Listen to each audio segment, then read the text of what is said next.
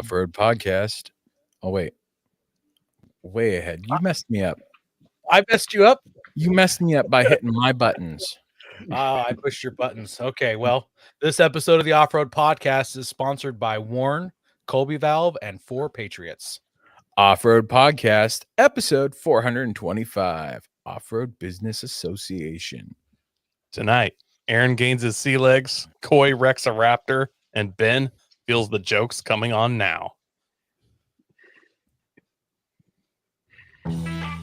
Welcome to the Off-Road Podcast, a podcast about everything off-road. We cover the news, review products, and interview people in the off-road industry. Tonight, your hosts are Aaron, Coy, and my name is Ben. And joining us tonight is Corey from the Off-Road Business Association. So, Coy, I got to know, you wrecked a raptor? Absolutely. My close friends, Losi Baja Ray, RC truck raptor. There it is. There it is. Destroyed it. Saturday, we had a little mandate together. We took his RC car to this little outdoor rate. It's like a mini dirt bike track is kind of what it looks like, but it's 4 RC cars. And they use like 4-inch kind of a gutter pipe around for the edging of the track. Well, one of those had popped up and they kind of overlapped each other and it popped up while I was going down the back straight and then bumped up onto that. So I was riding down it, like straddling it, and just pile drove it dead. I mean, 20 miles an hour to an instant stop against the other, just folded the grill in on this little, it's like 2 weeks old. It's brand new. Just crushed the front of it. I was like, sorry. Yeah. So after totally messing up his RC truck, worked on the MR2 a bunch, drove that around. G-Wagon stole my hat. I had this hat that I got when I was like 17. It was a sweet Alpenstar hat. I mean, it was sweet when I got it. Now it's just the old guy Alpenstar hat, but I still liked it. It was a fitted hat, and I was wearing that, and I was letting him drive the car, and it's a convertible. And there was a G-Wagon in this low lane, and I was like, "Ooh, check it out, a G-Wagon." I kind of stick my head to the side to look at it better. Boom! My hat's gone on I-5. That thing's twice as old as my oldest child, and it's just gone. That's it. Yeah, that's it. So you're gonna have to like tether. You have to put like a tether on your clothes when you drive that car.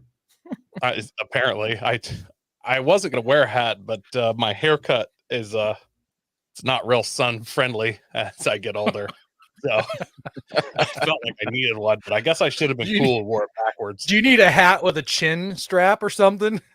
I need one of those like Red Baron hats, like with some goggles, maybe like those World War I fighter plane hats with the ear flaps, something like that. That'd be great. That would be. What about you, Aaron? We've missed you. What have you been up to? It didn't sound like you missed me. You guys had a lot of fun last week without me. I tuned in. I just sat down for a show, like people singing and dancing and like lights and music.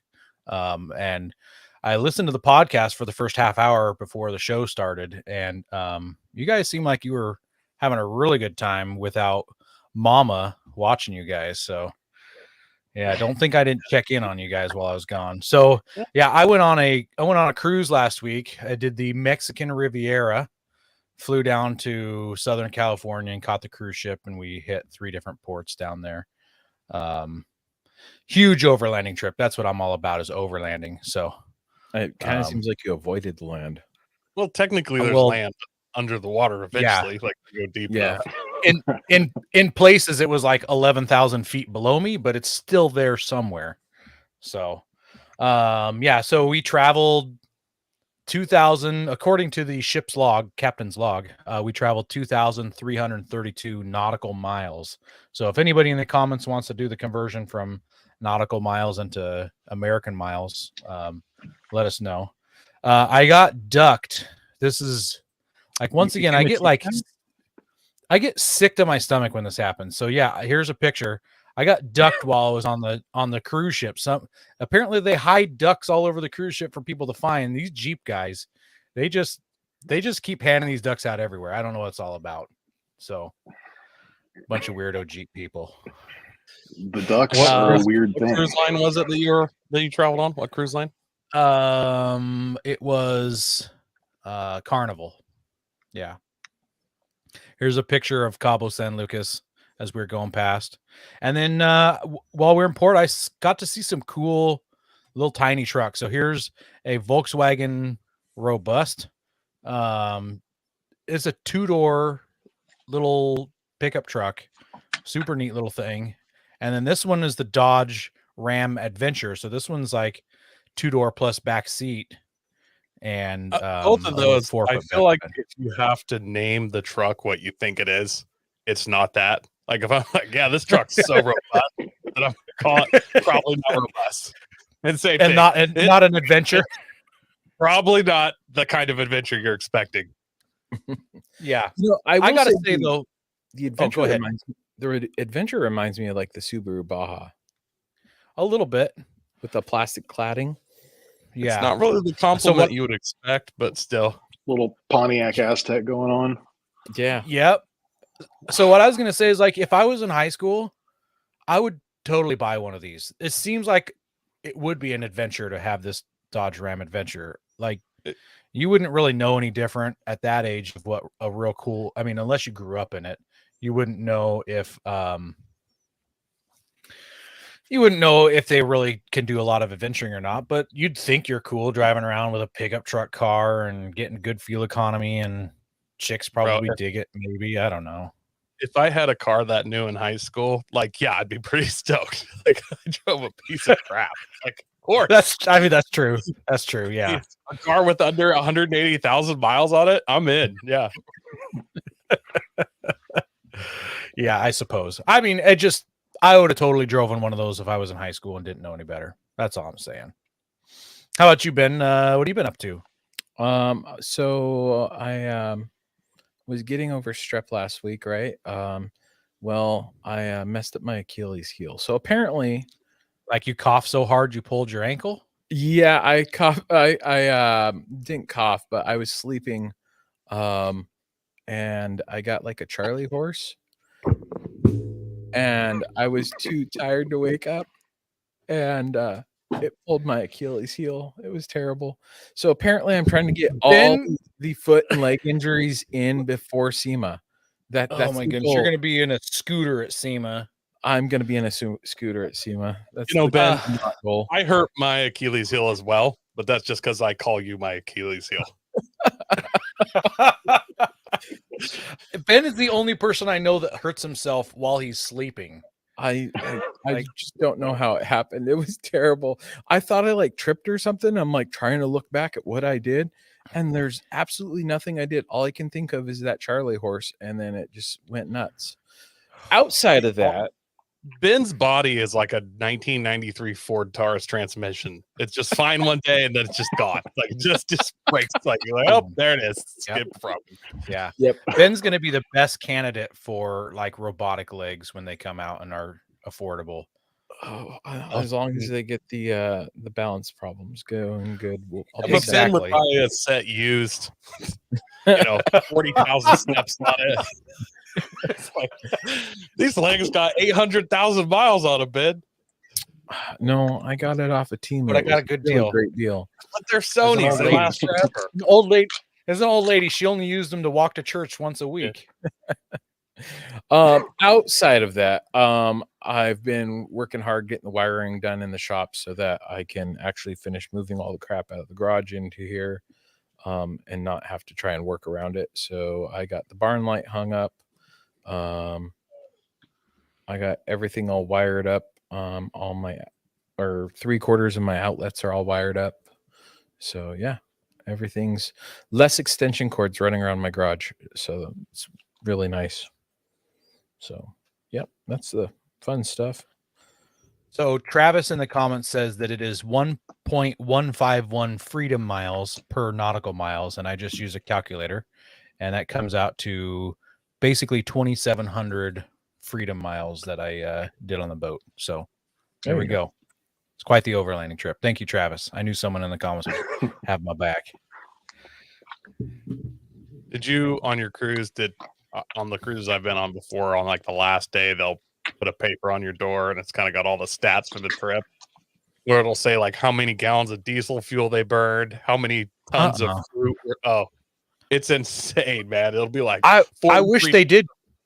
It'll literally be like 43 tons of fruit were used on this 1 week trip, and like gallons of alcohol. They list it all out, and it is nuts. Stuff is consumed. I wish they did, because like we were talking like how many ice cream cones, because you can get ice cream 24 hours a day from the ice cream machine. You just step up and you just make yourself an ice cream cone. And I was wondering how many cones they went through, because I wanted to take credit for at least 1% of them. They don't. There's 4,400 people on the trip. But it's hard. It's when you start reading it, you're like, how do they make money? Like, I don't understand. Like so much food and fuel is burned. Yeah, that would have been really cool. I'm a nerd about that kind of stuff. Nerd. What about you, Corey? You've been up to pretty something interesting, right? I just flew back into Oregon from Southern California. I was down there for the Sand Sports Super Show in Costa Mesa, which is just a massive, massive event. It's my first time there. ORBA's been doing these events for 20 years. And so this is one, the owner of the company of the event, Bonnier, is a huge supporter of what we do. They also own Off-Road Expo, the Jeep Jamborees, quite a few big events. But this one is kind of their biggest event of the year. And I was blown away at how many people were there, at how many vendors they had, at the amount of money was being spent around there. It was a lot of fun. That's so you like you right live in next to Oregon? the port that I sailed out of. Oh, really? Right. Nice. Yeah, we sailed out of Long Beach. Okay. Yeah. I flew into Santa Ana, and that was right there next to kind of where Costa Mesa, Newport kind of collide. Corey, you live in Oregon then? Yeah. I'm Central Coast area, just south of Oregon's Newport. Oh, nice. Yeah. I'm just If you'd have outside of been Seattle.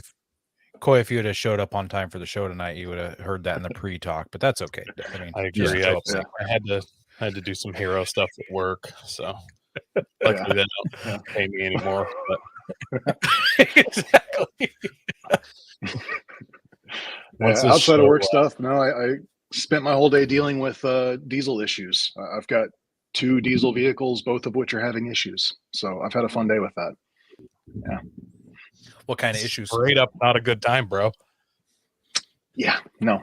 The Eco Diesel Jeep's got a DPF issue going on, and my TDI has the flashy coil light, which in German means do not drive. So that's the closest dealer that can actually get into that computer is Salem or Eugene. So I'm trying to figure out how to get it towed. And the quote I got today was $900 to get it towed to the dealer. Well, you got that diesel Jeep. I mean, it's a diesel. It should be able to tow a really good amount of weight, right? It's diesel. Oh, it can tow. Right? Yeah. I went down and I picked up a U-Haul and I dragged it back to my house, and the dolly was broken. And that was the only one around. So, my goodness. Yeah. So I went back to Plan C. That's small town life for you. Oh, it is. Yeah. I mean, we're a one stoplight town. I love it until I need to do something. And, the closest town where you can do something is, from my perspective, still a small town, and it's 2 hours away. So, yeah. That's a bummer. Closest Home Depot to you is probably about the same as the Jeep dealer or the Volkswagen dealer. Actually, no, it's a little closer. It's what was it, Corvallis, Albany? It's an hour closer. Oh, okay. Yeah. It's only an hour away. I have good news for you though, Corey. Coy recently picked up a diesel pickup truck and a flatbed trailer for hauling cars. So I know Coy loves going out of his way to help people. I'm sure we could work something out here. We'll send Coy down to rescue you. All right. He wasn't doing anything this weekend anyways. I had 0 plans. Right. 0. That's perfect. I'll stand by and wait. I have none now. Andy lives in the same destination, I believe. So there you go. Pretty close by. Where are you at, Coy? Yeah, I don't. I'm about 10 miles east of Salem. Okay, nice. It'd only have to be a round trip for you, Coy. You wouldn't have to Yeah, just round trip. Yeah, Piece of sounds cake. fun. This Week in Review was brought to you by 4 Patriots. Have you ever been concerned with the shelf life of the food you take camping? Since you're a listener of the podcast, we know you at least keep some emergency food stashed in your rig. 4 Patriots sells a variety of survival food and equipment that pair great with the off-road and adventure lifestyle. Use code FRN and get 10% off your first order. So we've had several listeners reach out since we created the new countdown. Just a quick, here's what it is. To those of you who, if you are listening, that's the countdown music before the live show. And we've got pictures that scroll through and that's primarily of listener rigs. So someone just like you who gets out there and has fun. We've had a blast with it. I love getting the feedback about it. I've gotten a few more pictures. I'm getting ready probably in the next week or two to go out and make another one. So thank you to everyone who commented. It's fun to make, and we love seeing your rigs. Like I said last week, send in more pictures. That contest with the list I've got going on for an FRN patch is still a go till the end of this month. So And for those who don't ever watch it live and just hear that music, it's a countdown from the number 10, so 10 all the way to practically 0, and there's at least 3 vehicles per count. So we've got more than 30 there's photos of rigs. 35 pictures. Yeah, in that countdown. Like if someone took a picture in what is it? There's Landscape and portrait. Yeah. If you sent in your picture in portrait and I couldn't crop it down to fit perfectly nice enough, I just threw a couple of them in the same one because it worked better. And you're still in there. And then I had like one where it was a collage, a couple of pictures of their rig. So I don't know. It works for me. And pictures on there. So we also want to thank our sponsor, Patriot Patch. Head over to patriotpatch.co and check out their selection of great patches, shirts, cleaning mats, signs, and stickers. You can also join the Patch of the Month Club for $15 and receive a patch, matching sticker, and artist proof each month. And up on the screen is September's picture, which is This I Will Defend. And no joke, that patch is not small. It's as big as you see it on your screen. Yeah, it's well, that's there you it go. with my face, and my face isn't small, so I got a big head. His face is much bigger than his Achilles. Yes. So yeah, our patches, $13 shipped to you here in the United States. We've got our Lumen Locker patch. It does glow in the dark, and the Off-Road Podcast patch. Any additional patches, so you buy one, it's $13. That covers shipping. 10 for any additional more, or 10 for us for you picked up from us in person in the Washington Pacific Northwest area. Shoot us a message through any of your channels, and we'll hit you up with a link to purchase those. Have tire troubles ever left you deflated? Colby Valve has got you covered. Ever have a valve stem leak? Colby Valve makes reusable and easily replaceable valve stems that don't require you to remove your tire from the wheel. They work with your off-road rig, ATV, side-by-side, commuter vehicle, or even your tractor. Never be left stranded again because of a busted valve stem. They also have a tire repair kit for those punctures that keep you away from doing your favorite thing, wheeling. Make sure to check out colbyvalve.com or ask for them at your local off-road products store.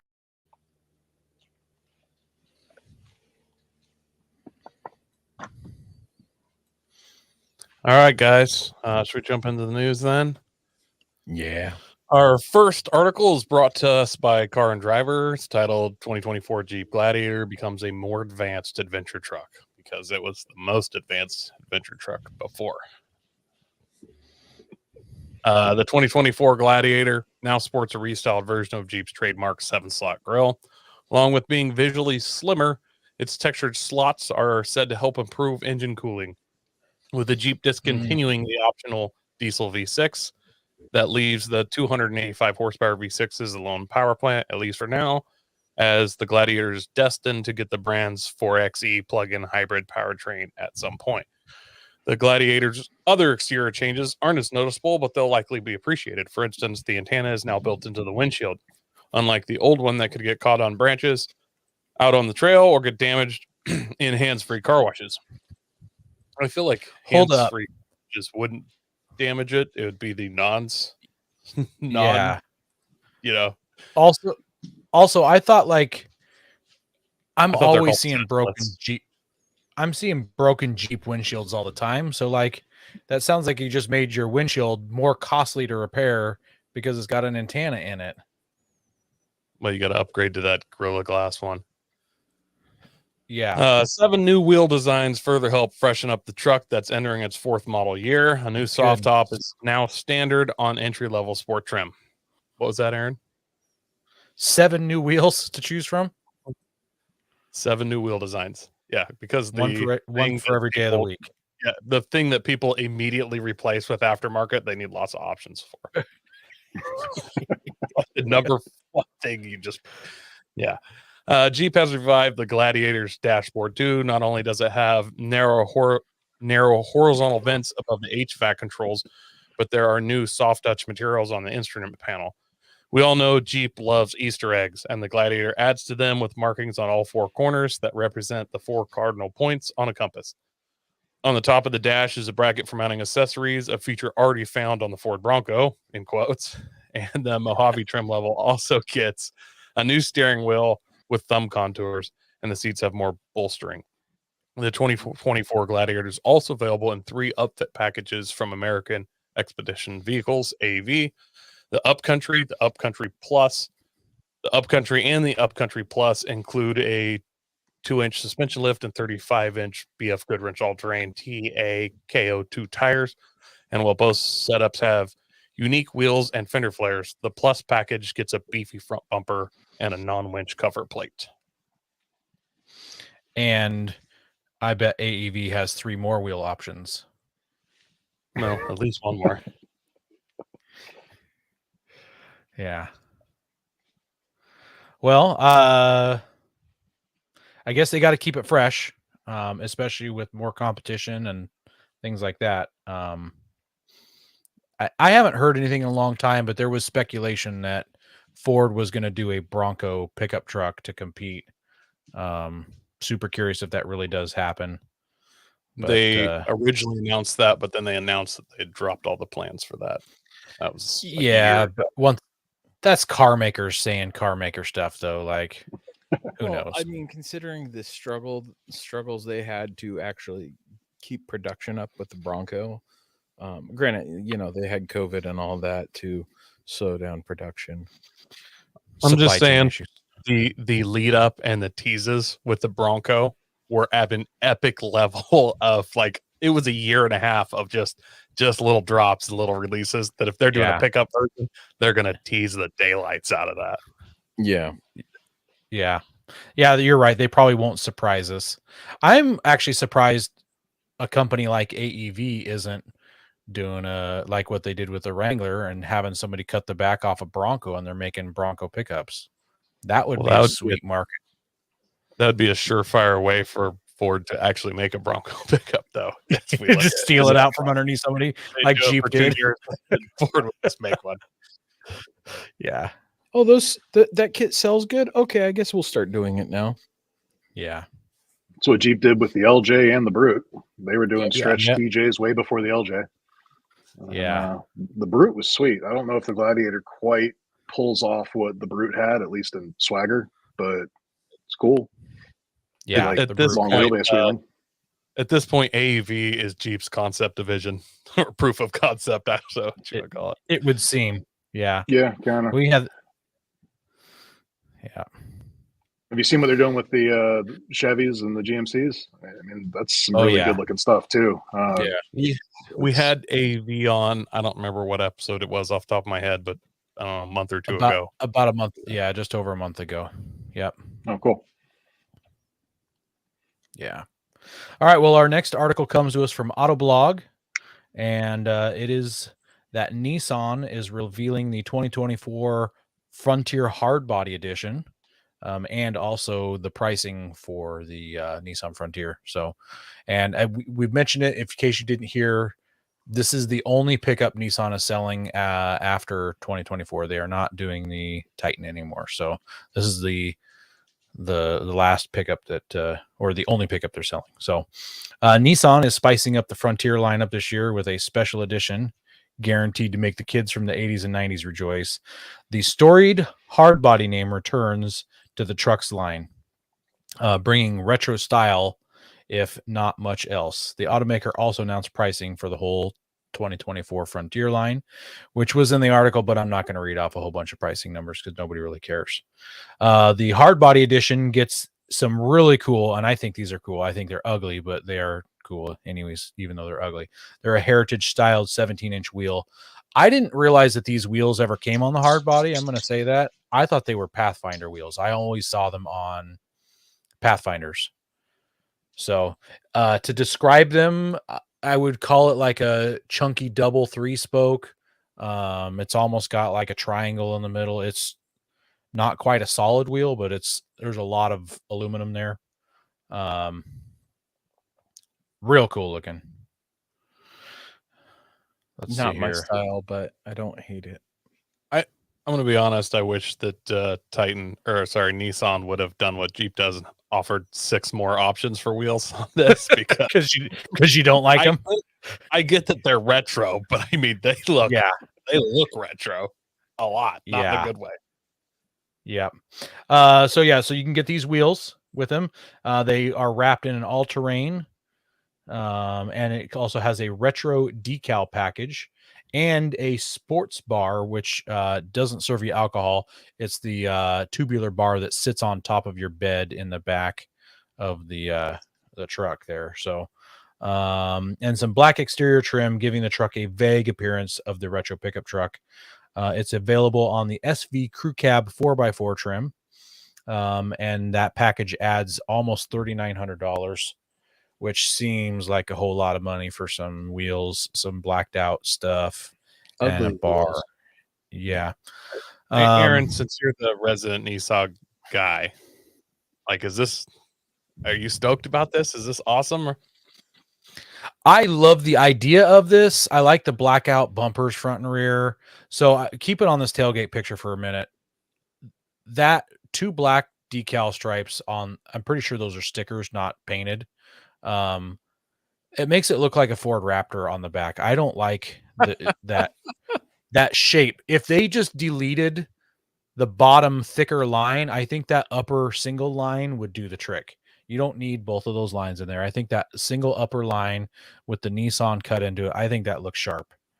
I think it looks good. My only problem, and like, I want to like the idea that they're doing like a hard body retro, but my problem is if you didn't tell me this was a retro hard body, I would have no idea. Like, there's nothing. You would think that this is like a base model because it's come with blacked out trim instead of chrome. They seem like they're trying too hard. It's the black package or the what's the nightshade. Well, they used to do they used to do a midnight package where the whole truck would be all blacked out. Also, you can see the hard body in the back of this picture's got a little bit of a brush guard on it. This truck really should have come with a brush guard. I think it would have completed the look with a brush guard on it. Yeah. And I hate this bed bar thing. It's super weird looking. I don't feel like it has any utility. In fact, it robs utility of it. I don't know. So it's just kind of weird. I saw an article recently where it talked about sports bars making a comeback. Yeah. And I kind of laughed at it. And then I've seen like a handful of rigs where they've done some light pods or a light bar mounted to it. And I'm like, oh, there you go. There's your reason for wanting one. You could just put a rack on there instead. Yeah, you could put some lights on there and give it a good retro look if you put some of those Casey highlighters back there. I think that look kind of sweet, but it feels like it's the wrong shape too. it feels like it's too modern when you compare it to the older style of those. Well, in looking at the hard body that they have in the picture, it looks like that's more of a headache rack instead of a sports bar. I don't remember hard bodies coming with any kind of show Yeah. bar or anything ever, but maybe they did. Yeah, I don't know. remember I don't know. Eric's And the last thing, they had a warehouse full of those wheels from back in the day still, and they just need to get rid of them. yeah, the last thing is those hard bodies and the Pathfinders from back then. They had those 3 horizontal slats in the very front of the hood, the nose of the hood. If they could have incorporated those somehow, I think that would have offset it a little bit too. I think that would have given it some neat flair somehow. I'm not sure how they could have done it. I'm not an artist. So I don't know, but I'm glad Nissan's doing something, because they're going to have some tough competition, because Ford is coming out with a brand new Ranger. Thank you. Ranger Ford Ranger's Raptor. coming out, and the Raptor's coming along this time for sure. Chevy just came out with the new Colorado and the GMC Canyon. Toyota is launching their 4th gen Tacoma. Things are getting hot out there. I know that the Nissan Frontier was just refreshed. I mean, technically new, but to me, it's more of a refresh. Everything's the same underneath. But Nissan's gonna have to step it up. They're gonna need to do more than this hard body edition to stay relevant. Otherwise, they're gonna stop selling Frontiers and start selling more electric bicycles. You know, it's funny is they've got a decent following overseas, and they know what to do to make it happen. Lockers, more clearance, the ability to fit bigger wheels. It's like, you guys can do it. And instead it's like, let's do an appearance package. That'll work. Mhm. That'll sell lots of them. Yeah. Just sell donk. I think those packages should be reserved for when you're really selling good. Like when you're making lots and lots of sales, then you can make those special edition appearance packages. So to make you stand out. Yeah.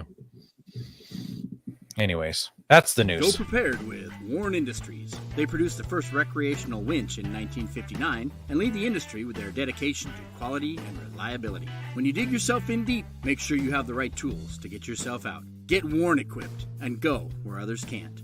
Now, let's get ready for adventure and head into our main topic.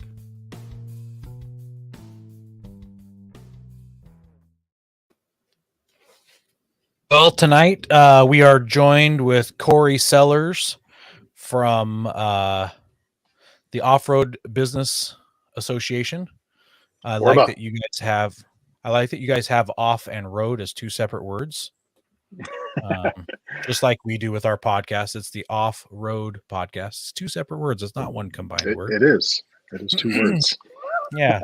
So thanks for joining us tonight. Like we do for all of our guests, we like to go through and learn a little bit about you, have our listeners learn a little bit about you before we get down to talking shop. And we've definitely got some shop to talk. So I'm going to do the fast five facts. So try to answer these with as few words as it takes until we get to the very last one here. All right. New or old vehicle? New truck, old Jeep. Summer or winter camping? Shoulder seasons, man. Fall and spring. You keep picking some of everything. You know, depends on where you are. Winter camping in Colorado sucks. Yeah, our last couple guests, they both picked winter camping, but they are both in very hot areas. So for winter camping for them is like summer camping for us. Yeah, in Florida, winter camping's where it's at. But yeah. Rock, sand, snow, or mud? Not a big fan of mud at this point, but coming from Florida, that's what I grew up in. Love wheeling in sand, love rock crawling. Like driving in snow as long as you're not breaking stuff. Okay, you gotta pick one. We got this question for sure. Just pick one. No, You gotta pick no. one. All right, sand. Okay. Favorite vehicle brand? It doesn't sound like it's Volkswagen at this point. It's not, and I'm gonna say it's Jeep, but I'm a little frustrated with Jeep right now too. All right. Do you have a favorite tire? Lately I've been running Maxxis Razors. I've been really, really happy with those. I've run a few sets of the MTs and most recently running the AT under my Power Wagon and love them. They're killer in the snow. All right. And any recommendations for someone new to wheeling? Take your time, go slow, talk to people that know what they're doing. You don't know everything. So it's a fun sport if you take your time to get into it. Yeah. Patience. All right. Now let's get some more depth in this. So how'd you get started in off-roading? My dad's a avid off-roader and camper. So some of my earliest memories are bouncing around in the back seat of my dad's Mitsubishi Montero in the sand dunes in North Florida. Ooh, yeah. Wait a minute. So you said camping and off-roader. You mean overlander? I know at the time that was not a term, man. That's car camping. It still is. Well, we would camp because the car would break. So, Oh. So you guys had a Volkswagen when you were a kid too then? that's that Mitsubishi thing. Yeah. No, we did a lot of camping. We did a lot of off-roading. I mean, I learned how to drive in the woods in Central Florida at 10, 11 years old. And Nice. it's just always been part of my lifestyle. What generation was- Montero? Sorry, Coy. Oh, God. This would have been 93, 94. What generation was that? Second gen? So it's still boxy. Very boxy. Yeah. I was Yeah. going to say the We had- slow one, but that's kind of all the generations. Yeah. What was the first vehicle you took off road? First one I drove off road was, whatever my dad was driving.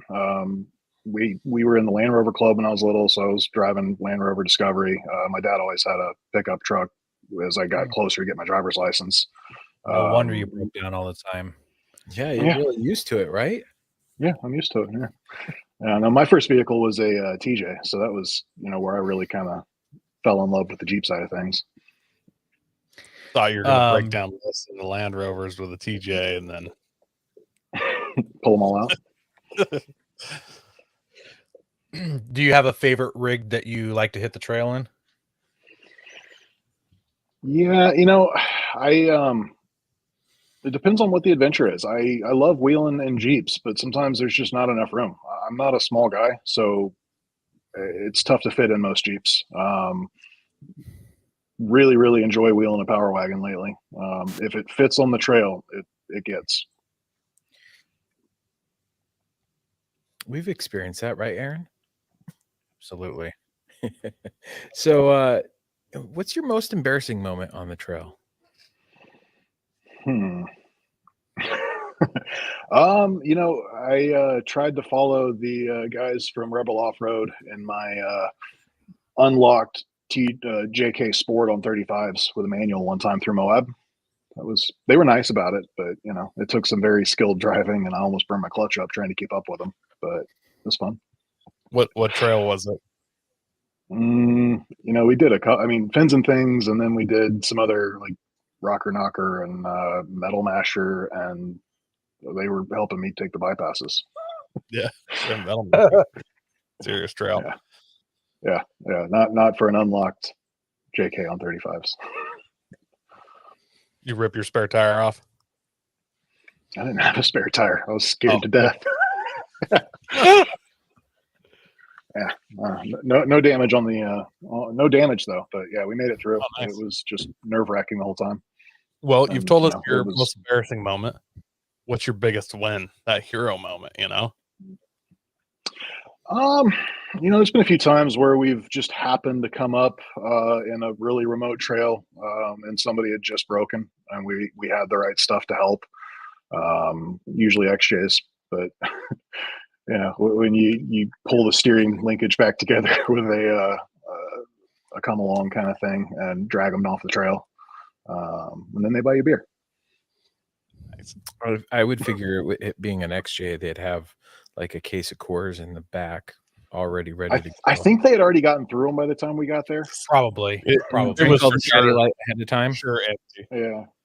Yeah. The hood was propped up with beer cans. So They broke a drive shaft, and so they welded some beer cans together to try to make a new one. yeah, okay, yeah, close enough. Do you have a favorite place to wheel? Yeah, I love wheeling in Colorado. I lived in Colorado for a few years on Front Range, and doing Jeep events up in the mountains there is just a whole nother world. Absolutely beautiful trails, challenging trails, and it's just a lot of fun. Moab's great. I love wheeling in Moab, but I think some of the trails in the Colorado mountains just blow it away. The San Juans. San Juans are beautiful. Yeah, I've Yeah. spent a lot of time a little north of that, like I-70 corridor and around there, north towards Boulder. But yeah, pretty much any direction you go in Colorado is beautiful, just not towards Kansas. Where it gets flat, right? Yeah, it's all downhill from there. So the world's a very big place. Is there anywhere in it you haven't gone that you want to go wheeling at? I have not done the Rubicon Trail, and I would really, really like to do that. It is. We keep hearing that, and none of us have done the Rubicon. Eventually, we're just going to reach back out to everybody and do like a group. Let's go. Rubicon thing, We're I going to think. the Rubicon. Who's coming with us? I'll bring the TDI. Let's go. Hey, if a Jeep drag you Compass can do it. Yeah, it's dumb because it's only like 12-hour drive for me, maybe even less. Like it's not even that far. I know. There's no All excuse right, at this point. And I know it's kick myself. Let's talk about the business. So, what does the Off-Road Business Association, or do we call it ORBA or Off-Road Business? What do we like to go by? Conversationally, everybody refers to it as ORBA. That's how it's been All right. recognized in the industry for 20 years. But Okay. from a marketing standpoint, ORBA is an SEO nightmare. So, so ORBA is a 501c6 nonprofit. We represent businesses in the off-road industry. We focus on land use and accessibility for motorized recreation, but we also function as a professional association, and we assist with networking and that kind of stuff as well. We work really, really closely with SEMA and kind of act as the off-road focused arm of SEMA on a lot of issues. And from my, I've only been with ORBA for 6 months now as their marketing and communications manager. I think what they do is really, really important for the industry, and it's kind of an untold story. As you guys have said in our previous conversations, it's somewhat unknown what ORBA does for the industry. Yeah, So I was blown away with. It's interesting that you mentioned that, because until it seems like a month ago, all of a sudden it started popping up everywhere. We hadn't really heard of it, I don't think. And then people were like, "Hey, you got to get ORBA on. Let's talk to ORBA." It's weird that it's been around. I didn't realize it's been around so long. But all of a sudden it's just everywhere, and we're hearing it all the time. Well, Yeah, good. Then what I'm doing is working. I'm constantly looking for interviews, people in the industry, stuff that, we care about. And it's like, oh, this is really interesting. Like all of a sudden, here's this whole association that's the legislative, I'm jumping ahead here, a whole nother side of the off-road industry that we've barely touched on. And it's like, they've been around 20 years. Like, how'd I miss this? Yeah, and that's how I thought. I've been in the industry professionally for over 10 years and had not really heard of ORBA and what they do. I mean, I'm aware of the issues they've been involved in. I think we all are, but we don't really hear that it's ORBA behind the scenes making sure those areas are open.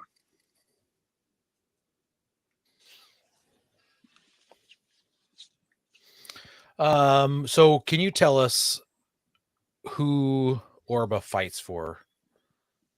We've got land use stuff, but there's a lot of people that use land. So Yeah, I mean, from a higher elevation view, it's motorized recreation as a whole. Okay. Getting more specific, we represent our members, which are manufacturers, dealers, local clubs, installers. You know, any business that derives the majority of its income through off-road specific products. And as a 501c6, we have a duty to our membership. So it's membership, these businesses, their funding is what allows us to do what we do.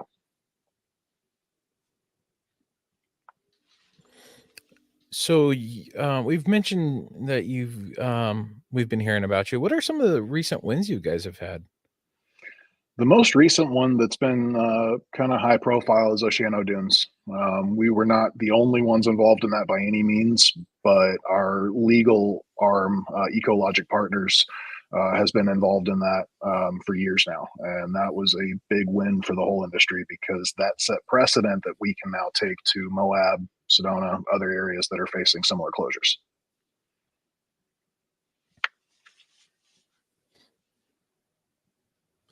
What would you say is actually your biggest win land use wise, or I mean just ORBA business wise, I guess, kind of what's your biggest win so far? Well, you know, my perspective on that is, as you know, coming in more recently, I haven't been around for the 20 years like some of the team has.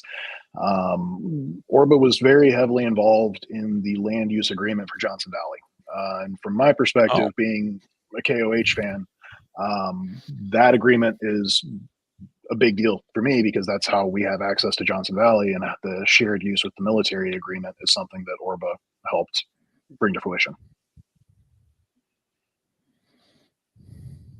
Yeah, that is a really big one to consider because of the I mean, just think of the products that have been developed and improved because of KOH, and I can Mhm. think of just Curry anti-rocks. There's one big one Yeah, I mean that the shock tuning that goes on. You know, yeah, there's so much for the industry that you know, KOH as a whole is a big brand, but that one race has done a lot for the industry.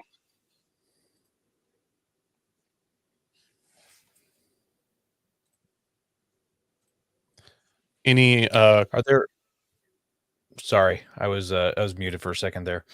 Are there any current court battles going on that you can talk about where you guys are pushing real hard to keep some stuff from getting closed? You know, our goal is to not let it go to trial. We don't want to be in court. Our goal is to write comments and show precedent so that we can figure things out outside of court. From our perspective, if it has to go to court and get tied up in legal drama, then we're not doing our job. Mm. I guess the two part that are there any it does not necessarily a court battle, but any battles land use wise you guys are kind of fighting right now that you'd like to share or talk about? Yeah, there's a handful of things going on, and a lot of it's related to like side by sides on the road. You know, local towns are pushing hard against that, even though they're legal in these areas. We don't specifically endorse off-road vehicles that aren't meant to be on the road, driving on the road, but sometimes there's a lot of business derived from like tours, that kind of stuff around Sedona. You know, these tour companies rely on the renter being able to drive the side by side to the trail, and as soon as you take away that ability, it kind of takes away their ability to make money. So we've been working with groups like Tread Lightly on a handful of issues to try and find a middle ground where everybody can agree that this is productive and safe, and it's not going to drive the local homeowners crazy. So it's, you know, We got a question here in the comments. Eric says, yeah. "What is currently in danger other than not treading lightly and leaving garbage? What's the cause of putting trails and areas in danger?"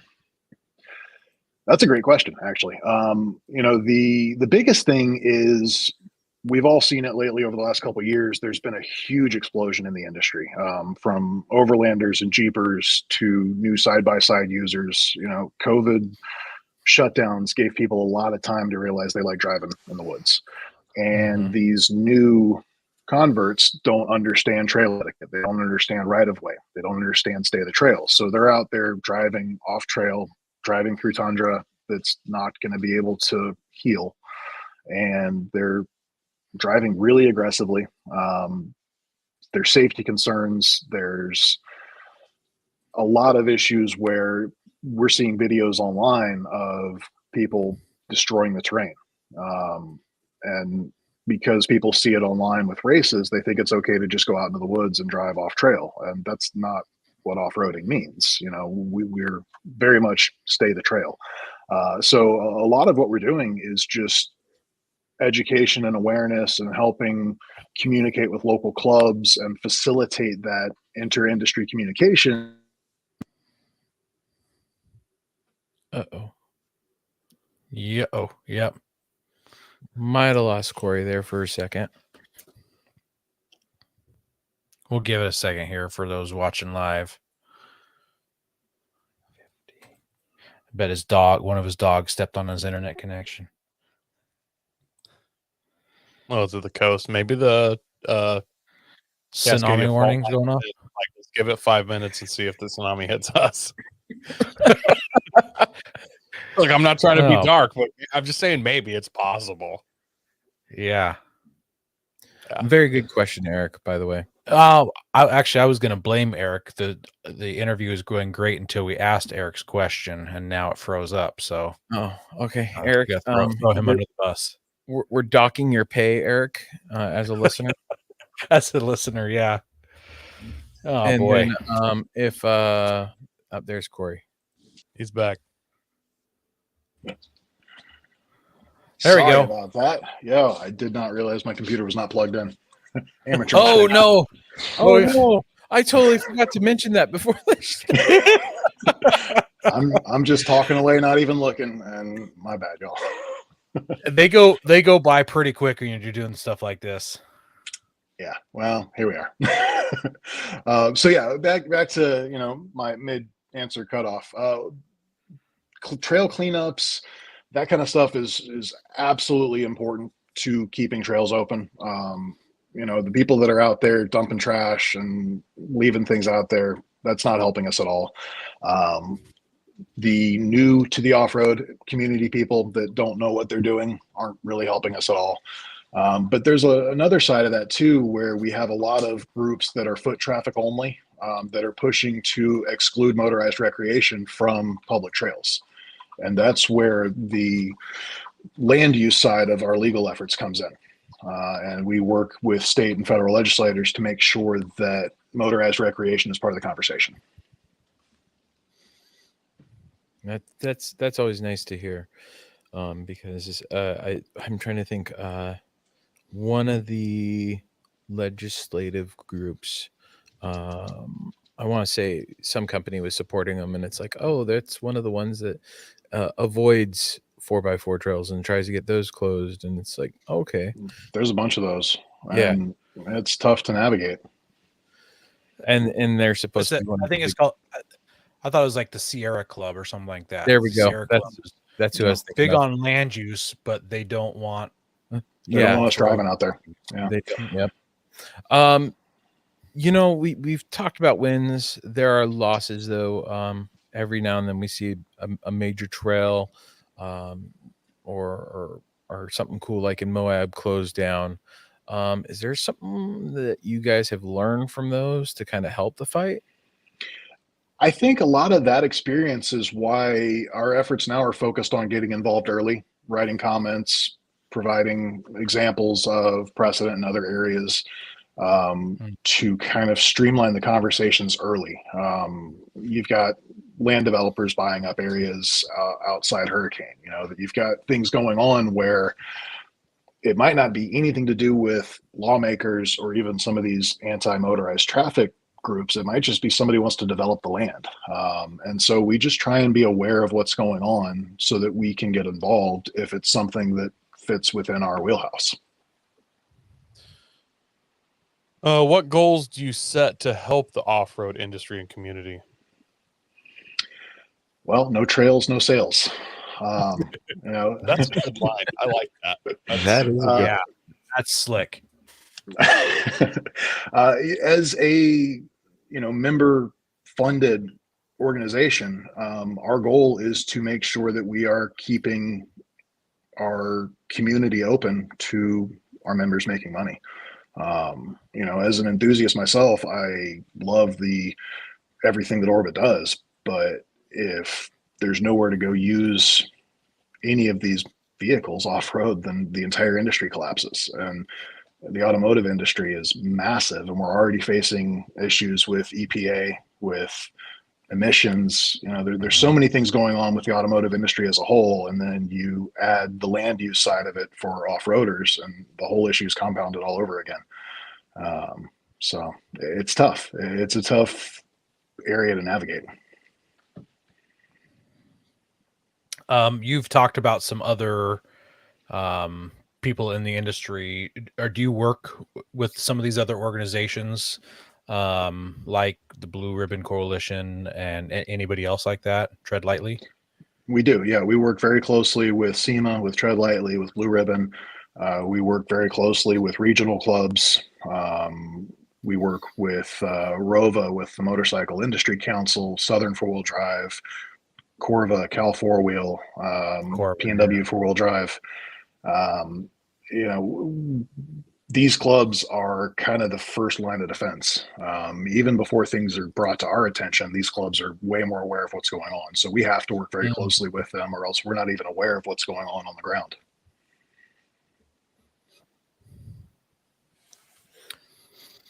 So, talking about things on the ground, the things that ruin the ground, why do side-by-sides ruin everything? I think that goes back to the explosion that we've seen in the industry.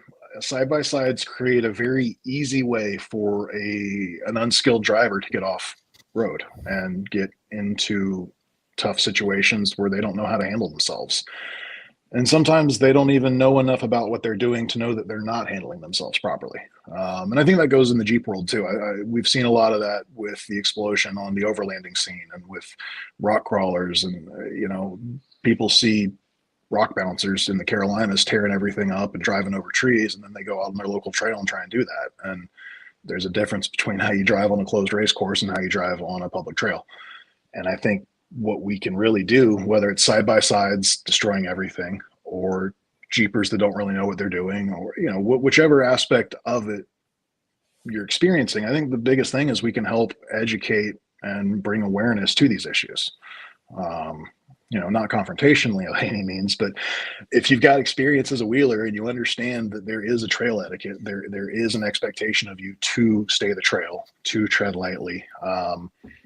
All we can do is to kind of help bring people into the fold and explain this to them in a way that they understand. And side-by-sides, because of how easy it is to get into, I think we see so much of it. People are able to go buy one and they just drop it off and slam the throttle down. And that's not good for any of us. Yeah, they are incredibly capable and so easy to drive. They are 200 horsepower in something that weighs, not much more than a Harley. And, you can carry a cooler of beer in the back of it. That's a bad recipe sometimes. Yeah, it's a mini KOH truck that I can go finance with 0 down and just do whatever I want. Exactly. It's like buying a fully built rig, and it's like, oh, I have all this stuff that's going to get me farther into the trail, and I'm going to get stuck and not know what to do with it all. And it's just, man, they're so capable. It's scary. Well, and that's, one of the programs that we have right now. It's called UTV Impact, and it's a kind of a peer-driven, industry-supported awareness program. It's not rider training. It's not necessarily safety training. It's just kind of helping to communicate to new riders that there is an expectation of you to not drive with excessive speed, to not trash the areas you're driving in, to be respectful with your noise levels, things like that. It's getting a good response in the industry. We've got support from some big manufacturers, some big companies that really appreciate this level of awareness that we're trying to help kind of spread. Yeah, I've even seen that. It's not just to trash side-by-side people. I'll I'm sure I'll own one someday. I'd like to get one soon. Actually, they're amazing. But like, even I know some big like dune quad guys, and like it seems like everybody who doesn't have a side by side has this opinion of side by side guys. It's all Yeah. about the same, So it's like there's definitely some issues there that I'd love to see more education in. So jumping to our next question, what should I do if I see a trailer or an area that is in danger of being closed? Like, how can I help, basically? Well, there's a couple levels to that. The initial issue, there's going to be public commentary. And so helping spread awareness of this public commentary period for within the local clubs, within your local wheeling groups, they usually will give the public an opportunity to come in and say, hey, we use this, we bring our families out here, we recreate here. This is integral to our lifestyle. We need this area. A lot of times issues can be thwarted just through that commentary period. If it's a Forest Service dealing with a private landowner that wants to close things off and enough people speak up, you can avoid the issue entirely. If it goes beyond that, then the next level would be your local club, and getting the local club involved, and the local club will then have recourse to bring in a group like ORBA or Blue Ribbon or somebody like that that has some legal heft behind them to help communicate the club's perspective and the club's point of view, and hopefully work through the issue before it goes to legal. But yeah, be involved, be aware. Put you on that's kind of the spot just a little bit more. A thing that happened local to me. So there was some gates that got put up. None of the local clubs even knew about the commentary till it was over. Like, is there? Oh, yikes! How do you even find out about that? That's the tough thing, because a lot of times it will be put out there, but if the club's not aware of it or not paying attention to it, they might miss the commentary. I am trying to facilitate a portal through the ORBA website. It's not up yet, but it's something that we've been discussing very heavily, where we can kind of give, from anywhere in the country, we can give somebody the ability to bring a situation to our awareness. In that specific situation where nobody even knew about the public commentary period, that's tough. There was recently an issue down outside of Reno, Prison Hill, where the original groups that set up the area and set it aside as no HV area, whoever was supposed to be managing the area wasn't. And I don't know if the local precinct really knew who was supposed to be in charge of it, so they were trying to shut it down. Well, public commentary became very public on Instagram, and through Battleborn Wheels, maybe he posted something on his Instagram about being at the hearing for the public commentary. Well, one of our program coordinators within ORBA was actually part of developing that area. So I brought it to her attention. She fired off a few emails. It was resolved right away. We didn't even know about it until it had already gone into public commentary. Wow.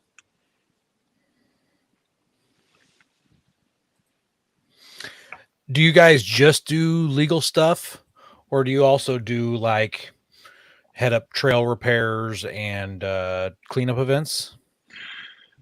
So that's kind of where the trail repair side of thing, the trail stewardship thing, that's something that we work on through our One Voice program, and we help facilitate local clubs that can apply for industry funding. There's a lot of opportunities through the industry for trail stewardship funding. Fox Trail Trust is a big one. Yamaha Outdoor Access Initiative is another huge one. There's so much money out there, but some of the prereqs to even apply for these grants are that you have to be properly structured as a 501c3, sometimes a C7, but a lot of these local clubs don't have the proper structuring in place to even apply. So our One Voice program is kind of in a place where we help facilitate that structure, because we've got a lot of experience with setting those things up. And we don't specifically get out there on the ground and do it ourselves. We help these local clubs apply for financing, whether it's RTP funding or Access Initiative grant or something like that, where these clubs can go do it. As a 501c6, we're pretty stuck in the membership duty. So Tread Lightly is on the ground cleaning up. That is their mission. That's their core focus, where we tend to focus more on the land use side. But yeah, One Voice, we've got some of those clubs I mentioned earlier, like Cal Four Wheel and Southern Four Wheel Drive. And these guys are really involved in our One Voice program. And each of these clubs has local subsidiaries. Mile High Jeep Club is huge. And then they've got a ton of different Jeep patrols within that big organization. And getting out there and setting up trailhead amenities or fixing bridges or setting up fencing to block off an off-trail area that somebody's destroyed. That money's got to come from somewhere, and the industry provides an opportunity for that. And so we want to be in a place where we can help these clubs apply for that funding. Okay, cool. So you mentioned clubs a lot, and it's one of those hard-hitting ones. Clubs have slowly been disappearing due to like social media and all that. Are there ways to like reach out and other ways to reach out and kind of communicate with you guys or find these groups that you guys communicate with? So like say I'm a listener and I'm up here in Washington. Is there a way to find out what clubs are out there that are a part of ORBA or know and communicate so that maybe I want to join that one and know that they're out there advocating for the trails? Because like not a club that's supposed to be responsible for an area and it gets closed down because it's dissolved, it'd be kind of nice to know, hey, what areas are being watched out for? Yeah, that's a great question. And being part of the Jeep world myself, even before I joined ORBA, what I've noticed is our generation and younger, we don't see clubs the same way as that facilitator and that steward. Yeah. We kind of look at wheeling groups. We go out, want to run a trail with our buddies, but we don't want to go to a boring Jeep club meeting. But it's that Jeep club meeting that is what, they're the ones that are actually doing things and keeping the trail open. So as far as a resource for finding out what's in your area, I'd start at the region. If we're up here in the Northwest, it is PNW Four Wheel Drive Association. And then they've got smaller regional groups within Washington, Oregon. You can go to their website. You can find out what your local club is and where they meet and when they meet. You can reach out to those local directors. Same thing down south, Southern Four Wheel Drive. Colorado, you've got Mile High Jeep Club. You've got resources around there, and the Google machine will kind of point you in the right direction. All of these clubs at a high perspective are doing what needs to be done, but they need member support. And if they don't have the next generation of wheelers joining, paying member dues, showing up for meetings, being a part of it, then they can't do what they need to do. Sounds like All we right. need to tell people to join some clubs. Participate. Where can I go to find help advocating for trails? So I got a trail around me. I like to advocate for it. How do I start? Well, locally, grassroots, communicate with your local wheeling group. If you're out there on the trail and you need to clean something up. Don't wait for Tread Lightly or somebody else to come out and do it. Just pack it in, pack it out, bring a trash bag, clean some stuff up yourself.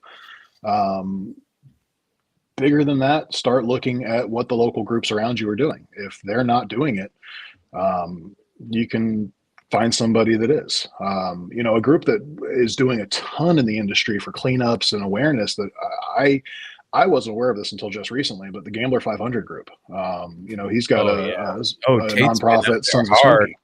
Yeah, I had no idea. Yeah. But what Tate's doing, and they're out there, they're doing it. I love seeing that.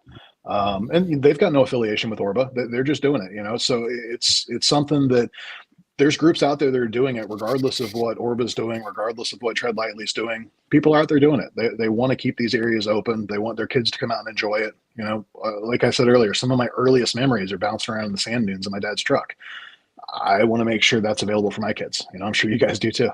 Yep. So we got to do it. We got to get involved. We got to communicate. That's kind of the easiest way to get into it and start. If it gets beyond that and there is an issue with the trail being at risk of closing, then that's when you bring in a group that has a little bit better perspective on or experience working in those issues. That reminds me of a photo I saw, and we talked about this on the podcast a few months back, but some guy, I think is at Galamas. I can't remember exactly where it was, but he had an off-road rig. Don't remember even what it was. I want to say it was even a side-by-side. So kudos to a side-by-side driver for doing this. But he had magnets out front. He had like a rake and a big, powerful strip of magnets dangling off the front of this homemade setup. And he's out there picking up nails from people that are burning pallets out in the sand dunes. Oh, that's killer. And when you burn pallets, it's going to leave behind all the nails that were holding it together, which is terrible for pneumatic tires. Yeah. So, and I don't remember much about it, but he was picking up tens of pounds, hundreds of pounds of nails. It was an impressive amount of nails. Yeah. That's really cool. Yeah. Maybe we should try to find exactly that guy it's show. But yeah, it's just a guy doing it. Mm-hmm. Yeah. Yeah, you don't wait for the clubs to do it. The clubs are a necessary part of it, but we all are enthusiasts here. We all want these trails to stay open, so we got to do our part. I think of all the people that bought trasharoos for their spare tires. It's like, oh, throw some trash in it on the way in. Yeah, right. Yeah, just go pick up some trash. I play a fun game with my kids. I have small children, and they'd find a shotgun shell always and be like, "Ooh, they think it's a treasure." So if I get an area where I see shock, I'm like, let's see how many we can get. And then they want to keep them. I throw them away, but we'll pick up a bunch of shotgun shells because, well, by we, I mean my children. And I feel good about it. They don't really know. They think they're collecting something at that point. But hopefully at some point they realize what they're doing and it sticks with them. Oh, it's killer. There was a couple trails that I used to frequent in Colorado that became, unofficial shooting areas. And legally they weren't supposed to be, but because there wasn't any range around, it was the Forest Service would show up and shut it down, but they kind of let it slide until people stopped cleaning up after themselves. And you go out there and they've been shooting trees down and they're leaving their shells everywhere and they're leaving their trash everywhere. And that's when the whole trail is at risk of getting shut down. They'll just block off access to everyone if, we can't get along. Thankfully, there's some people in the shooting sports industries that are doing range cleanups as well. Like we do trail cleanups, they do some range cleanups, and they just go out there and they pick up all the trash because people bring their washers and dryers out there. They bring fire extinguishers and just everything, and they shoot it. Yep, and they leave it. It's super annoying. It's terrible. fun to shoot those things. I've brought fire extinguishers out and shot them, or cans of spray paint or something like that. But I bring my trash back. I mean, the contents of the spray paint is everywhere, but the now empty can came back with me. Yep. So, I love to shoot too, but it's if you're going out there and shooting in public and you're not aware of what space you're in, it's on you to be aware. Yeah, shaving cream's a great one for shooting. Yeah. Yeah. Well, do you have anything else that we need to cover before we round out this episode? Do we miss anything? From my perspective, this has been a great chat. I would say to anybody listening who wants to be more aware of what ORBA is doing and, maybe participate in our One Voice program, check us out online. It's offroadbusiness.org. We're on Facebook, orba.biz. That's our old website. It'll still redirect to the new one. We are on Instagram, Off-Road Business Association. Check us out. Give us a follow. See what we're doing. You do the TikTok? Ben loves the TikTok. I love the TikTok. I haven't figured out that cleaning up trails while you dance. I haven't figured out that content approach on the TikTok for ORBA yet. You got to find a generation younger or two. Yeah. You got to find somebody a little younger to pick up on that one. Yeah, it's a little beyond me. Well, next week we've got we're going to be talking about the ultimate adventure with Trent McGee. That was the guy from Center Force Clutches. If you don't remember, a few months back, I finally get a meet. Not you, but I'm talking to our listeners. If I mean, you might have forgot also, Ben, but for our listeners, that's the guy from Center Force. So we're excited to have him on next week. They just got back from Ultimate Adventure a couple weeks ago. So, yeah. And Corey, thank you for joining us. It was a pleasure having you on.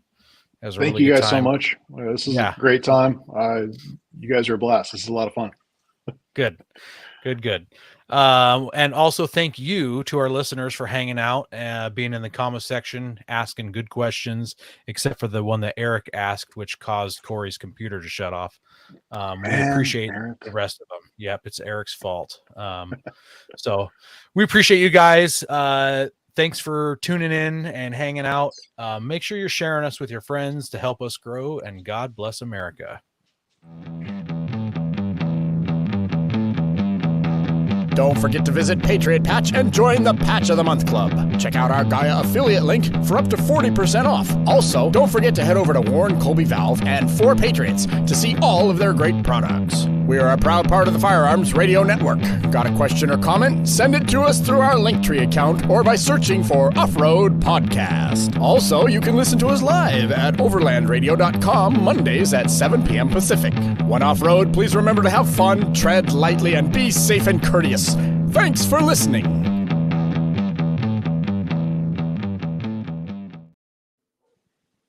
Damn it, Eric, breaking the internet. Yeah, other than my computer dying, that was fun.